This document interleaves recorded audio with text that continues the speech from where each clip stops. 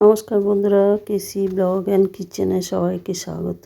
আজ আমি নিয়ে এসেছি চিড়ে মটরের একটা রেসিপি, যেটা কিনা সন্ধ্যাবেলায় চায়ের সঙ্গে খেতে ভীষণই ভালো লাগে। চলো দেখে নিই আমি কিভাবে বানাচ্ছি। দেখো, আমি একটা ফ্রাই প্যান নিয়েছি, তাতে 2-3 চামচ সাদা তেল দিয়েছি। তারপরে আমি চিড়েটা দিলাম। চিড়েটা দিয়ে খুব ভালো করে 7-8 মিনিট ধরে আমি আস্তে আস্তে ভেজে নেব লো ফ্লেমে। প্রথমে হাই ফ্লেম করে প্যানটা বা কড়াই যাতেই করো না কেন সেটাকে ভালো করে গরম করে নিতে হবে। তারপরে তেলটা দিয়ে লো ফ্লেমে কিন্তু চিড়েগুলোকে ভেজে যেতে হবে, খুবই আস্তে আস্তে ধীরে ধীরে ভাজতে হবে, নাহলে কিন্তু চিড়েগুলো পুড়ে গেলে পুরো জিনিসটাই খারাপ হয়ে যাবে। তারপরে দেখো, আমার চিড়ের মধ্যে রং ধরে গেছে। রং ধরে যাওয়ার পরে দেখো, হাতে করে নিয়ে একটু দেখে নিতে হবে। যখন দেখবে মুচমুচে ক্রিস্পি হয়েছে তখন সেটা আমি একটা প্লেটের মধ্যে রেখে দিলাম।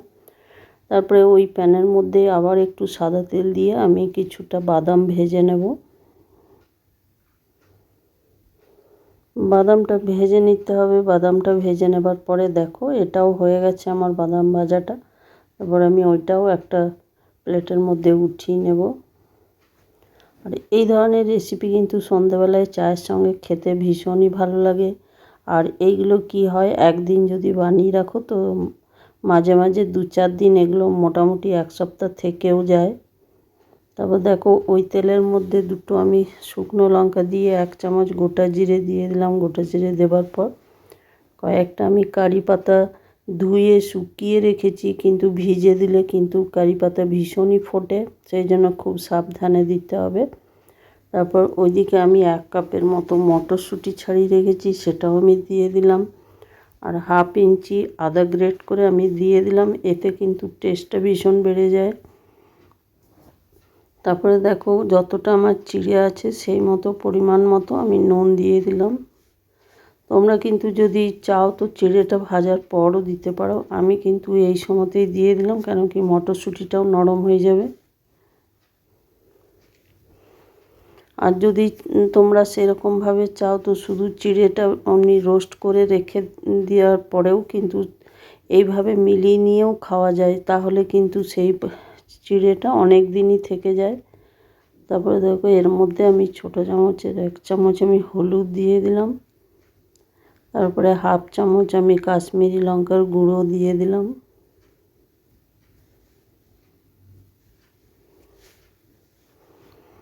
দিয়ে দেওয়ার পরে মটরশুঁটিটা খুব ভালো করে ভেজে নিতে হবে, নাহলে আবার হলুদের গন্ধ চলে আসবে। এটা একটু সময় ধরে কিন্তু ভেজে যেতে হবে। দেখো, চিড়েটা কত সুন্দর আমার মুচমুচে হয়েছে। এবার আমি এটার মধ্যে চিড়েটা দিয়ে দিলাম। ওরই মধ্যে আমি কিন্তু কয়েকটা কাঁচা লঙ্কা কেটে রেখেছি, সেটাও আমি দিয়ে দিয়েছি, ওটা আমার বলা হয়নি। দেখো, চিড়েটার সাথে আমি মটরশুঁটিটা খুব ভালো করে ধীরে ধীরে মাখিয়ে নেব। এটা কিন্তু সম্পূর্ণ লো ফ্লেমে করে যেতে হবে।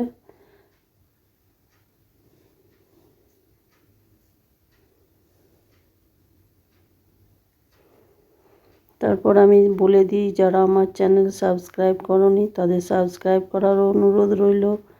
আর আমার রেসিপি যদি ভালো লেগে থাকে তো লাইক, শেয়ার ও কমেন্ট করারও অনুরোধ রইল। দেখো, আমার চিড়েটা সম্পূর্ণ ভাজা হয়ে গেছে মশলার মটরশুঁটি দিয়ে। তারপরে আমি যে বাদামটা আমি ভেজে রেখেছি সেটাও আমি এবারে দিয়ে দিলাম। দিয়ে দেওয়ার পর খানিকক্ষণ আরও ভেজে নেব।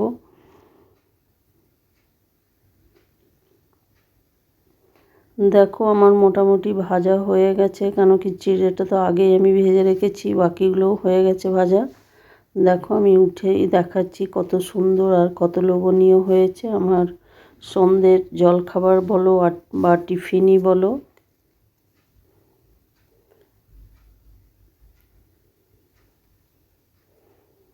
তোমরাও একদিন এইভাবে ট্রাই করে নিতে পারো।